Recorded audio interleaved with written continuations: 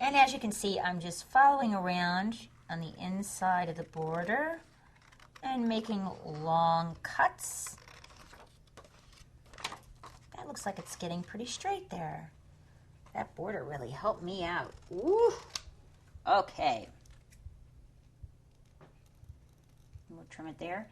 Sometimes you can't see if you still have a border on the guest name tag, so I put it on a white piece of paper to see if I see any black. I don't see any little black border around there, so maybe over here on this end a little bit.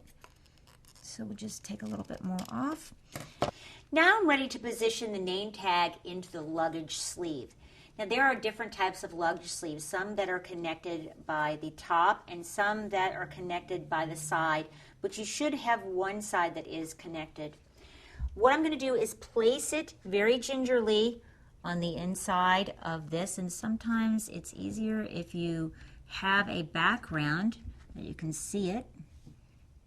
Let's move this so we have this table because I can see it better that way.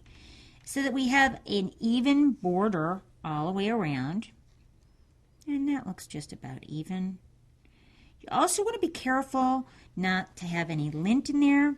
So you can put your little fingernail on it and blow it. Because we don't have, I see a little piece of lint there. And then we close it up.